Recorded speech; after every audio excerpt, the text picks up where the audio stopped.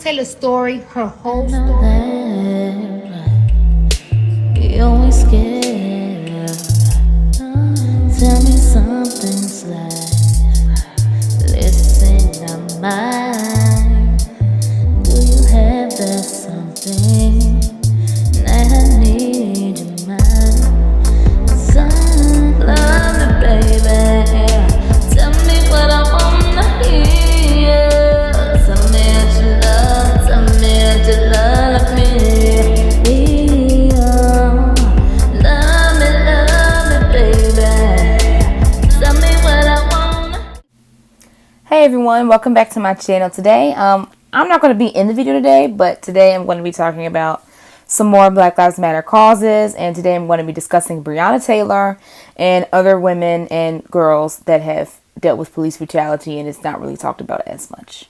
Stay tuned. Do you know Breonna Taylor's story, her whole story? I am Tamika Palmer. I am the mother of Breonna Taylor.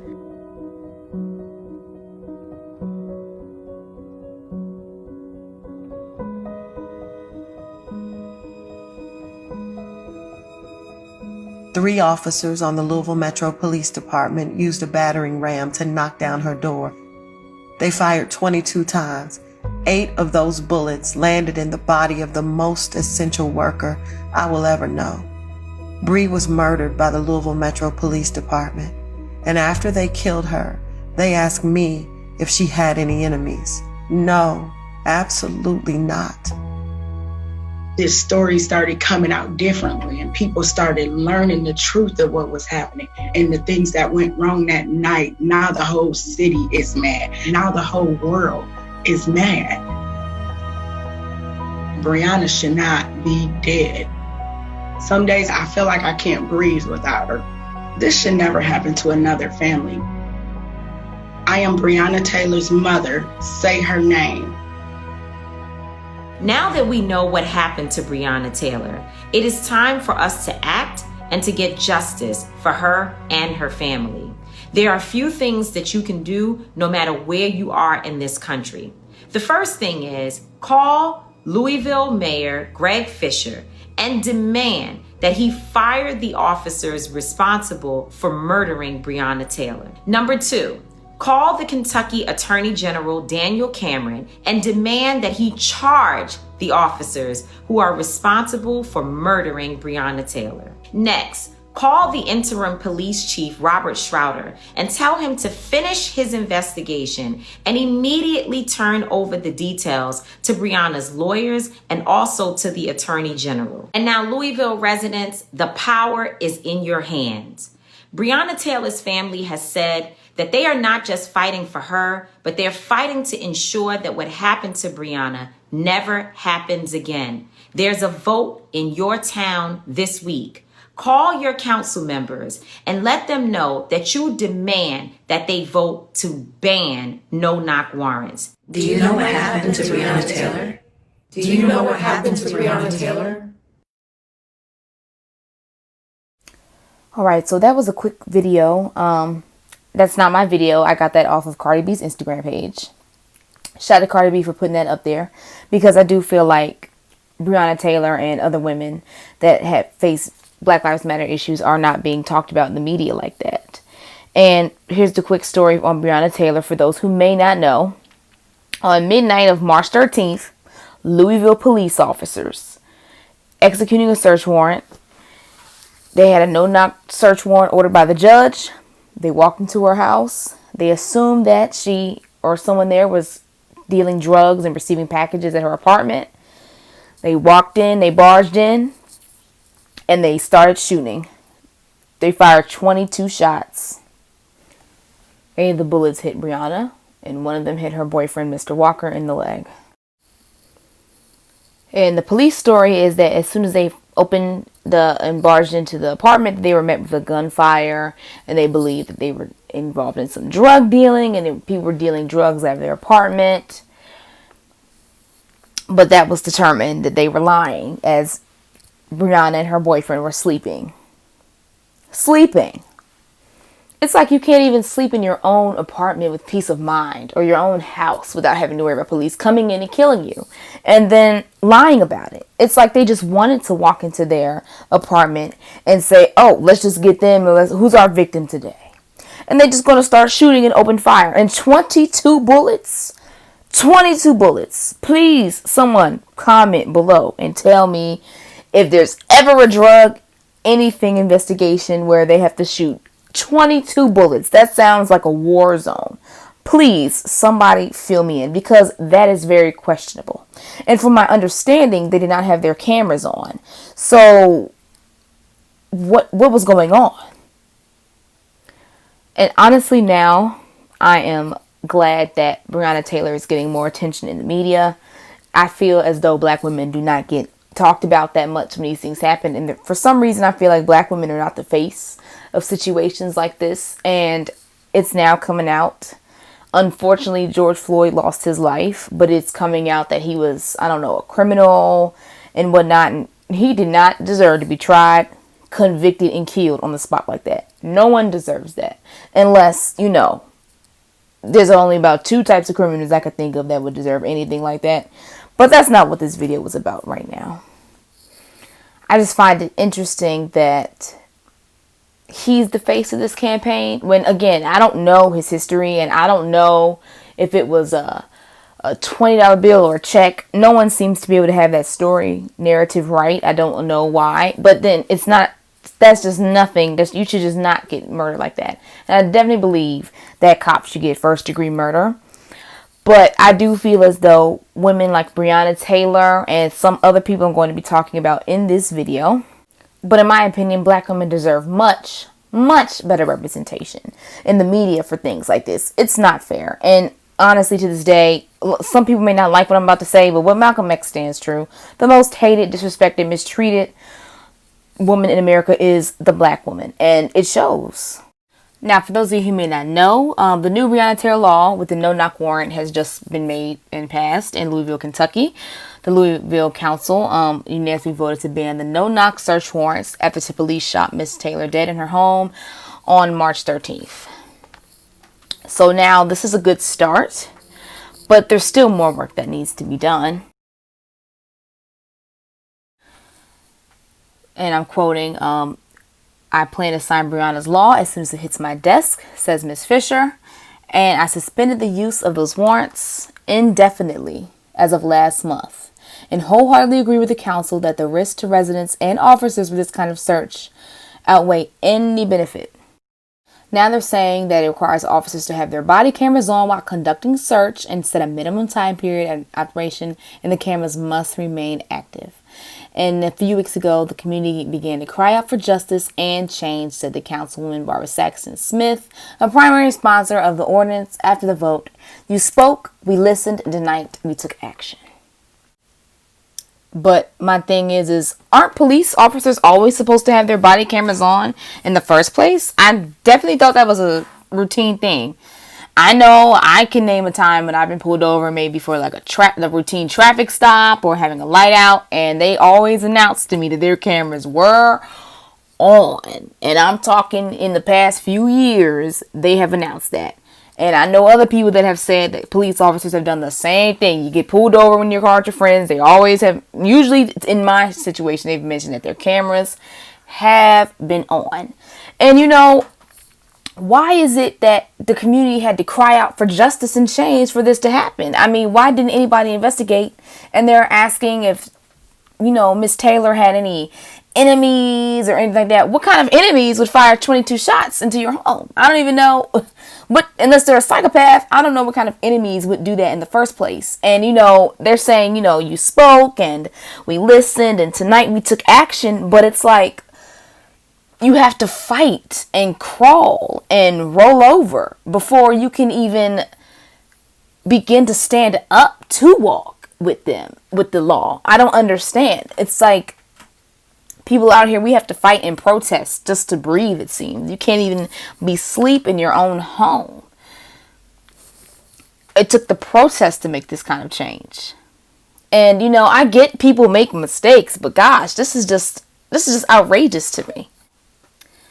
And thank God her law has passed now. And now we have celebrities like Beyonce getting involved in getting justice for her. And, you know, the police officers that need to be charged for blatant murder. Beyonce has penned an open letter to the Attorney General of Kentucky to seek justice for Breonna Taylor.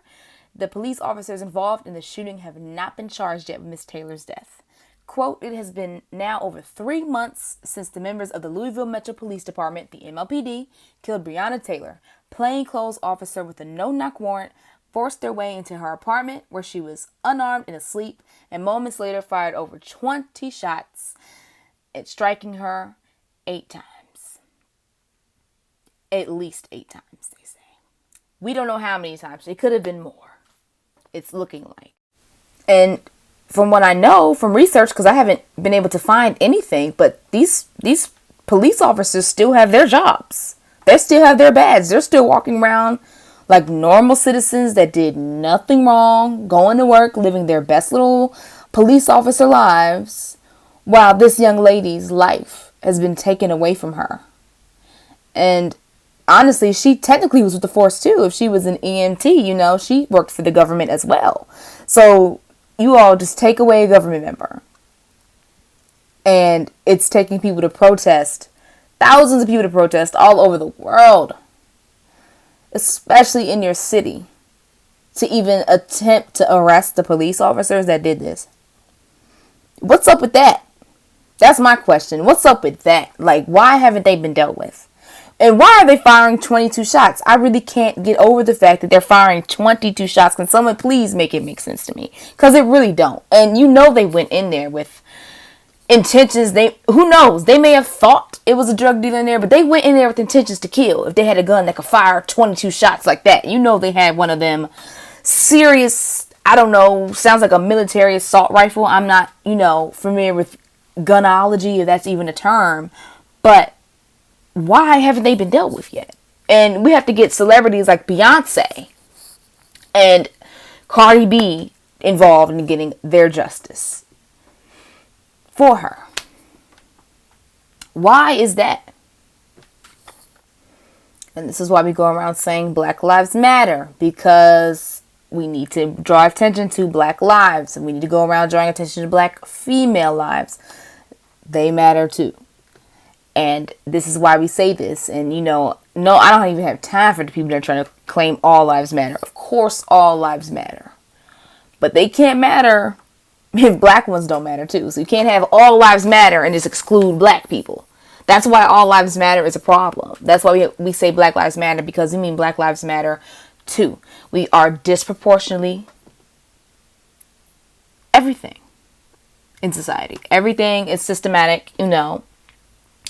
And this is the issue we face. And, you know, if you don't want to accept that, or you don't believe that, you know, then that's on you, you know.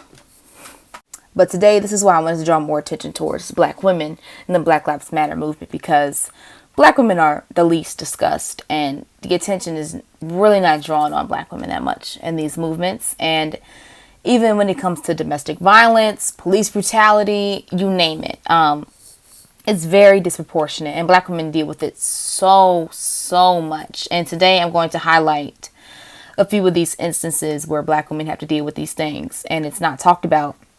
Even in history from back in the day and during the civil rights movement, Black women face police brutality. And honestly, if you've heard it before, please comment below, because it's never even been talked about.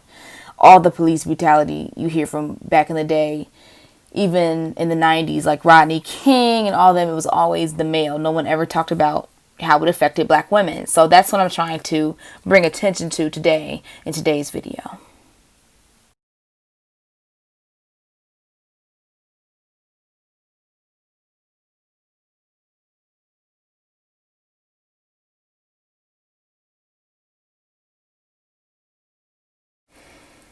This little girl is Ayana Monet Stanley Jones, born July 20th, 2002, and she died on May 16th, 2010. So she died a little over 10 years ago. She was a 7-year-old African-American girl from Detroit East Side who was shot in the head and killed during a raid conducted by the the Detroit Police Department's social response team on May 16, 2010. Her death drew national media attention and led U.S. Representative John Conyers to ask the U.S. Attorney General for a federal investigation into the incident. And this is another example of police going into a home, raiding it, and killing an innocent person.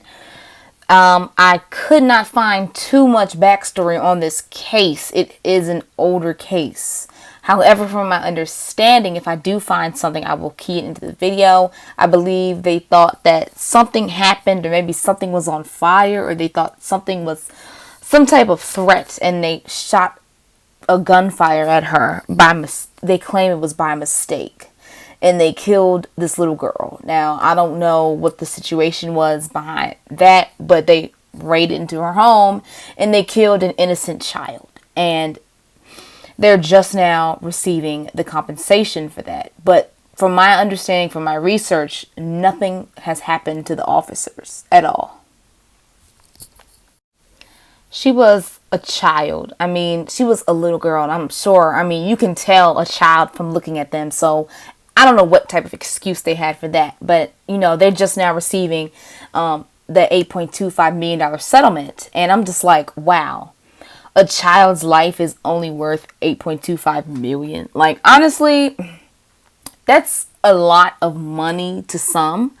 I'm no way, shape, or form saying I'm rich, but $8.25 million ain't going to carry you through life unless you know how to budget it and all that, especially if you have multiple people you have to care for. $8.25 million ain't but so much money. And it's like, that's all they received. They didn't receive any justice, or, the police officers didn't get any type of recommendation. They didn't get, as far as I'm concerned, they still have jobs. I could not find any information on this. I feel like they probably just took it off the internet. But what I do see is that they just now, after 10 years, got the lawsuit for this little girl. And if she were alive today, I believe she would be about 18. And I'm just like, wow, it took you 10 years. Do you know what can happen in 10 years? Do you know the changes that can happen in 10 years? 10 years ago, I was 11. And now I'm 21, 10 years basic math. Do you know the lifespan of 10 years? Like, that's a lot of time. And it took you all 10 years to reach a settlement. 10 years for no justice. And she's a child? A little baby girl. That's somebody's daughter. And it took you all 10 years to reach the settlement. Or they're claiming 9 years. I guess they had gotten it. But, this is just surfacing in the media. It took them pretty much 10 years after she lost her life for her family to receive a settlement. And that's still no amount of money will ever give you the closure, unless the justice is brought to the people, the cops that killed their daughter. And that's it. $8.25 million. And it took 10 years for that.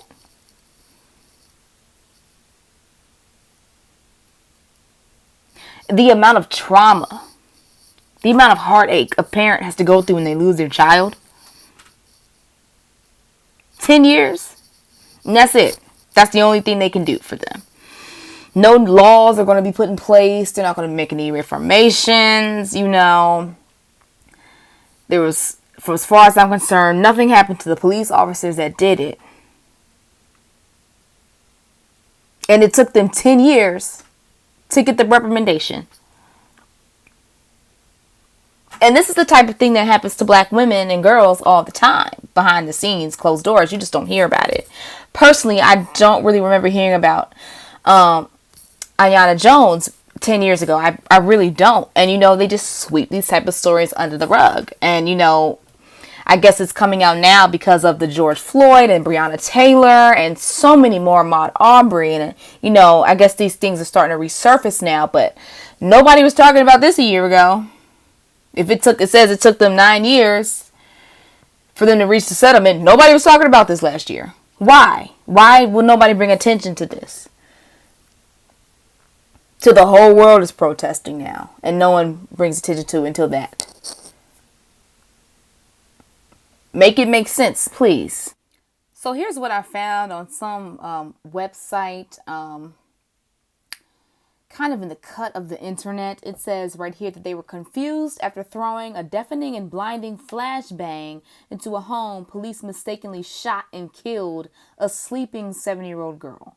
7-year-old Ayanna Jones was sleeping on the couch next to her grandmother in their Detroit, Michigan home when a SWAT team threw a flashbang through the window, which landed on her blanket. Seconds after Ayanna's blanket caught fire, the SWAT team stormed the door and mistakenly shot Ayanna through the neck, killing her. Flashbangs developed for wartime raids have caused severe burns, set homes on fire, induced fatal heart attacks, and confused police officers into thinking they are under gunfire. To me, that last sentence sounds like a cop-out to try to make it seem like, oh, they were confused because of it. But it's something they did. So they caused 100% of this. 100%. They came to the house. They threw the flashbang. They shot the little girl in the neck while she was asleep. And they caused the fire to make them think that there was something going on in the house in the first place. And if they know flashbangs cause this, because the average person's not going to know this, because I just learned something new myself. They knew that what a flashbang would do. They're the assailants. If that's the word. They're the ones, they're the aggressor. They're the aggressors. And it took them 10 years to reach a settlement. Please, make it make sense. Black women are definitely affected by police violence. Definitely. Here's another example. A civil rights leader named Miss Fannie Lou Hamer was one of the most vocal activists against state-sanctioned violence. Born in Ruleville, Mississippi in 1917, Hamer was a sharecropper who joined the civil rights movement during the early 1960s. After learning that she had the right to vote under the U.S. Constitution, Hamer became active in the Student Nonviolent Coordinating Committee, an interracial civil rights organization. The organization worked on grassroots level to level up black residents in Mississippi to register them to vote, when only 5% of the state's 450,000 black residents were registered. One day in 1963, Ms. Hamer and a group of other activists were traveling back home after attending a voters workshop in Charleston, South Carolina. They stopped at a restaurant in Winona, Mississippi to grab a bite to eat. The restaurant owners made it clear that black people were not welcome. Hamer returned to the bus, but then recognized when she noticed officers shoving her friends into police cars. An officer immediately seized Hamer and began kicking her. Later at the police station, white officers continued to beat Hamer. As she recalled, "They beat me till my body was hard, till I couldn't bend my fingers or get up when they told me to. That's how I got this blood clot in my left eye. The sight's nearly gone now, and my kidney was injured from the blows they gave me in the back."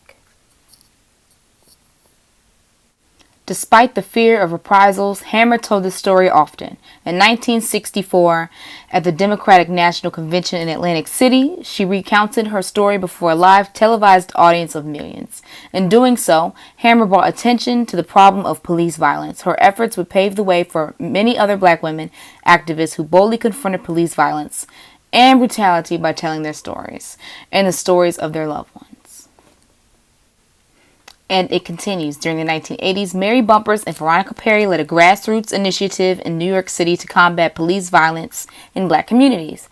In 1984, Mary Bumpers' 66-year-old mother, Eleanor Bumpers, was shot and killed by New York City police while resisting eviction from her Bronx apartment. A year later, in June 1985, Veronica Perry's 17-year-old son, Edmund Perry, was shot and killed by a plainclothes police officer.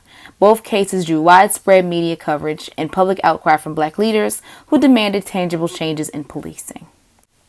As they were united by their similar experiences, Mary Bumpers and Veronica Perry joined forces to combat police brutality in New York City, an epicenter of police violence and anti-brutality organizing. Transforming their grief into political action, both women politicized their roles as mothers and daughters to challenge police violence. They organized local demonstrations and pushed for legislation that would help to curb police violence in the city. On September 24, 1985, they were keynote speakers at the Memorial Baptist Church in Harlem. Today, many remember the Eleanor Bumpers and Edmund Perry cases. Fewer might recall these women's grassroots organizing during the 1980s. Their efforts and their early work of Fannie Lou Hamer in Mississippi offer a glimpse of the significant role black women play in challenging police violence. Now, I don't know, some of you watching may have heard about these women before. I can honestly tell you I never have. And, you know, people just don't talk about it. They don't talk about these things in school. And, you know, people I do know who lived through this time period never mentioned anything like this to me before because they probably didn't hear about it unless they lived in that area, which the people I know closest to me didn't in this time frame. So, you know, this is another example of black women dealing with police brutality and usually being the face of it. And now that's another debate too, because I do feel as though the women have been, even white women nowadays, have been standing together and being the face of police brutality and getting justice for black people. Black women especially have, whether they're pregnant or they have kids, they've been out there. And I've seen them firsthand because I went out there protesting as well. So I know what I'm talking about, you know. So it's definitely swept under the rug when it happens to women, though, especially black women. Next, I'm going to be shining light on domestic violence cases and how it affects black women. Domestic violence can happen anywhere and is not bound by race, religion, or socioeconomic status, but recent studies show that African American women are 3 times the risk of experiencing a lethal domestic violence event, more than any other racial groups in America. Indeed, domestic violence murders are among the leading cause of death of black women ages 15 to 35.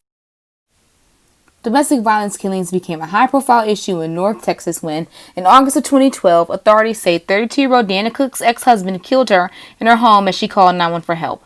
Records show how he had a history of abuse. Last month, police say Irby Browser shot and killed 4 people, including his ex-girlfriend and estranged wife, and wounded 4 others in a horrific domestic violence spree.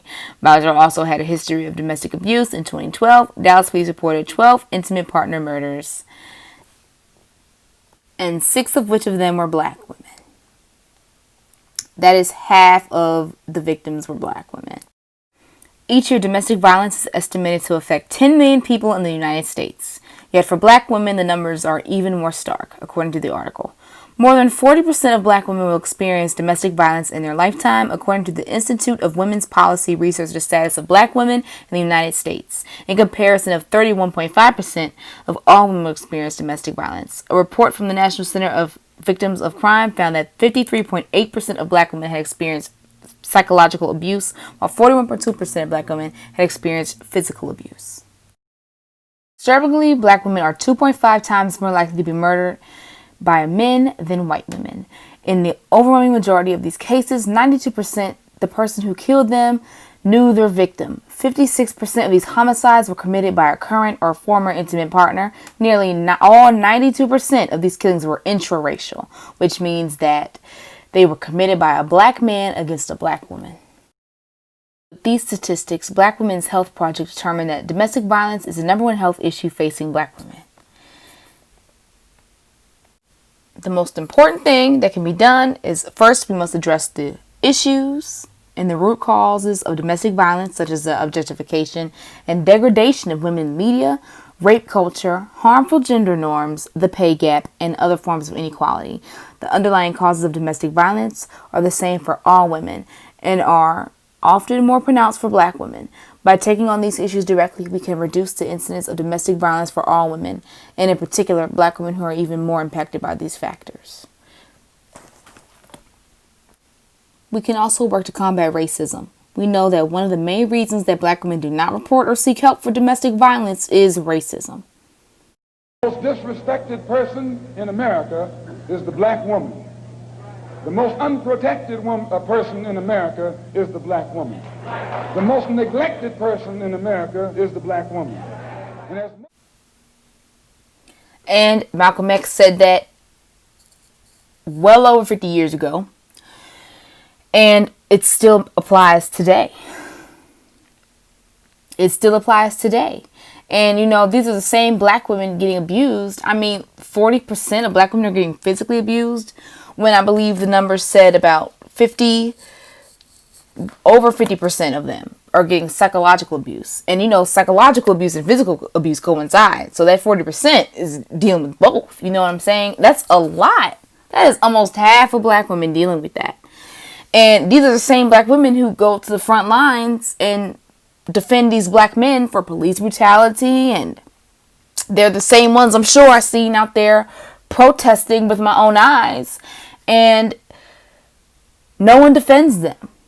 No one respects them. No one would go to bat for them. You will not, or don't really see too many. Now, don't quote me. Not all black men, but I don't see black men out there on the front lines defending black women. Malcolm X, so far, and maybe a few other people that I've come across, are the only people that will say that. And that's true to this day. And Malcolm X said this, gosh, in the 50s? Maybe 60s? And it's still to this day. Black women are getting killed by police every day. Black girls are getting killed by police every day. And it just gets swept under the rug, or it takes them 10 years to reach an $8.25 million settlement. Or they're dragging their feet on passing laws to not invade their homes and shoot them at least 8 times. Every time I check the story, it's updated. First it said Breonna Taylor got shot 3 times. Then it was 8. Then they said at least 8 when they fired 22 shots. Probably more than that. They're dragging their feet on prosecuting her murderers, the people that killed her.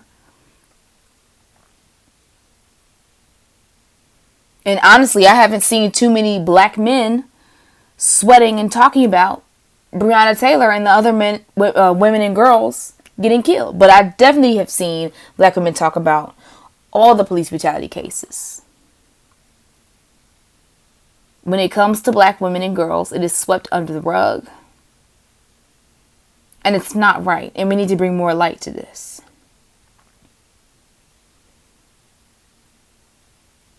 And to sum up my video for today, why is that? We know it's racism, the media, everything in those articles honestly was the truth on how to fix what's going on. The degradation of women, rape culture, everything. That's so true. It's just disappointing and sad that we've let it get this far for so long without any changes.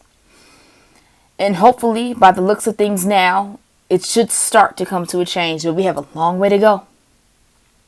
A long way to go.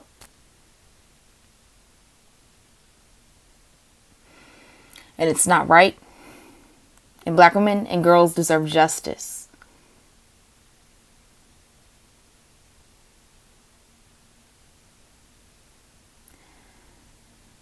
I'm sorry it took me so long to post this video, guys. I'm a little bit late posting than usual. Honestly, researching these topics for Black Lives Matter, and you start really digging into stuff and like racism and systematic oppression, and it's honestly very draining, and it has been hard. It really has. I don't know if I'm more of an empath or a more empathetic person, but you know, researching these type of topics is hard, you know. But you know, somebody has to put the truth out there. Somebody has to do it, and I'm willing to do it. So thank you all for watching, and I will see you next video.